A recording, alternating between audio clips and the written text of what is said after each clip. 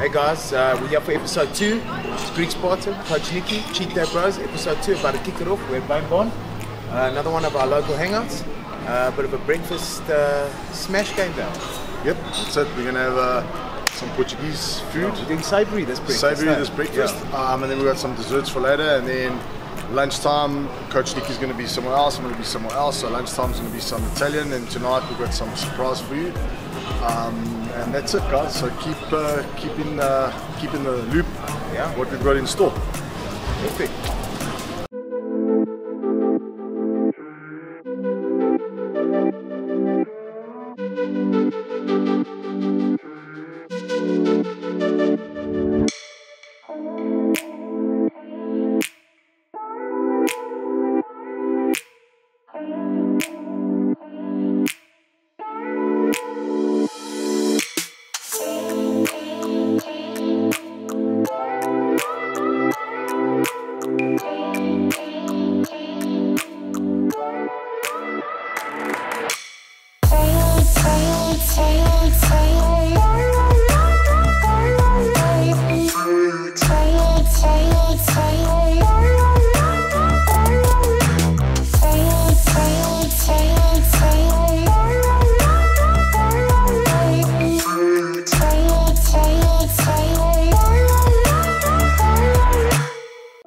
Episode 2.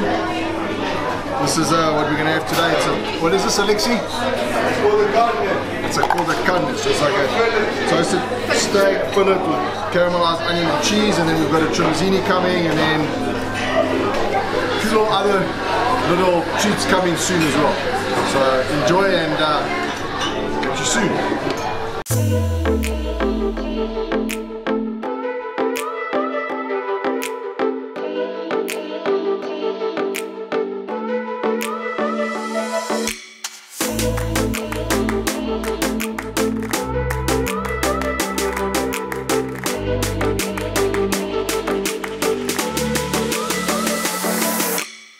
So this is a famous Cinnabon. Our editor, our cameraman, Mark Lukakis has never had, so this is for him, but don't worry, I'm also going to have some. So enjoy, guys. Okay, well this is editing. No problem. And media specialist Mark with Greek Spartan. But that's what we take in the boxes of. Trying the Cinnabon. Can you believe it? First time the Cinnabon. First time. It's his first time. There we go. Bottoms up. Greek Spartan showing him what to do there.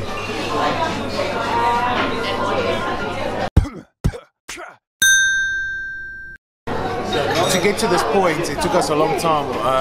We just had to do cuts, run maintenance for a while, have to be lean enough, metabolism has to be geared and robust enough to do these sort of cheat days, so your body knows how to compensate for the extra amount of calories that you're taking on this one day and use them correctly through the week. So it's a long process. It's not just anyone can do this. If you think you're going to just start dieting and do these cheat days straight off the bat, it's just going to make you fat. Your body has to be geared and you have to be ready. I've got a great coach. Big spots.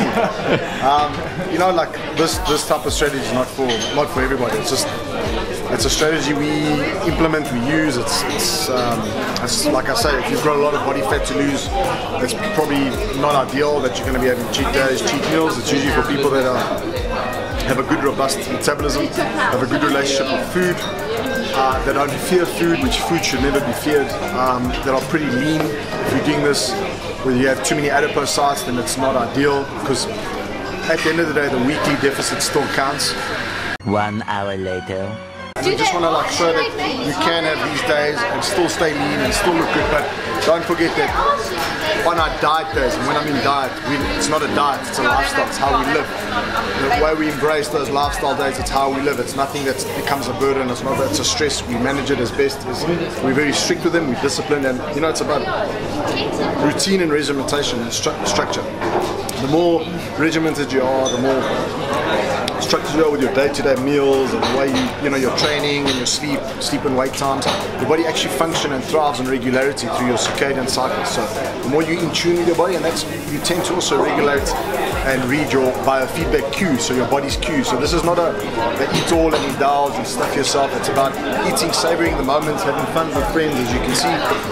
And you know, you fool, you stop. It's listening to your body, and this is where I teach a lot of my clients to pay attention, not just focusing on quantitative measures, on macros, calories. Yes, they're starting points and they are fundamental piece of the puzzle, but at the end of the day, if people want to start eating intuitively, because macro counting and all that stuff could could take people away and could stress people. So you know, you go into more an intuitive approach, and then you tend to read your body's cues when you're hungry. But yeah, it's a process. People don't understand it's not an overnight thing.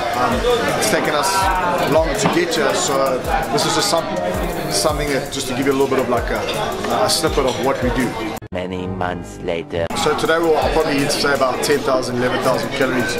If you look at it through the averages over time, I'm actually still in a deficit and my metabolism is pretty robust. So, and if you take into account my energy expenditure, my maintenance calories and all that, pretty much adds up, and that's why I stay lean. I always check my weight. If it comes back down the following Sunday of cheat day, usually my weight drops within 3 to 4 days after. So when I'm back down to my weight, and then I start reading the cues of how depleted I start getting, how hungry I start getting over the week. Usually my hunger over the week starts getting higher. I start getting more depleted, I can feel I'm leaner, energy starts to dip, and then I'm ready for another refeed of spike of calories, because I undereat in the week, so in a relative deficit, so my body just compensates those calories, and through over time I've been doing it. That's how I stay lean year round, it's because then I can do these cheat days. Now if I were to be eating higher calories in the week, maintenance calories, or having cheats in the week and that, then I wouldn't be able to do these cheat Sundays. I'll probably overshoot and get fat. So you've got to prime your metabolism, and you've got to be strict in your diet days to be able to do this. So it's a process, it's a science as well, and it's understanding and reading every client that wants to do the strategy, implementing how they should do it, when they should do it, are they right for it, are they mentally right for it as well. Because if you're scared and you fear food, like I used to fear many years ago, and I totally got my mindset right, then it's not an ideal strategy for you. So like again I said, it could be for you, it could be not. So we enjoy it, we do it. Give us a follow, and there's a lot more interesting and exciting stuff all the way from South Africa, Johannesburg. We're going to show you a lot of South African restaurants, South African foods, and in 2 weeks we're off to Italy and in Greece, so we'll show you some foods there as well. So stay in touch with the Cheetah Bros. Thanks guys.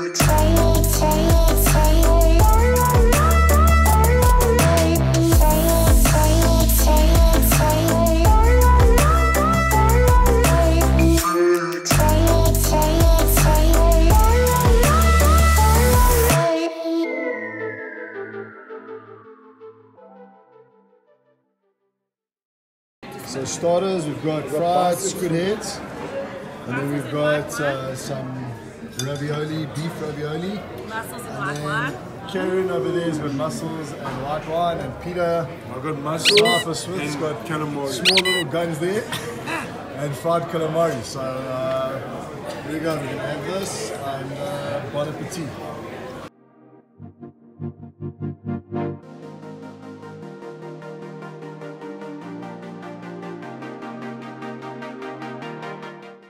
Go to Burger King for dinner, gonna smash a couple of burgers, some chips, and maybe like a liter of Mountain Dew. I love Mountain Dew.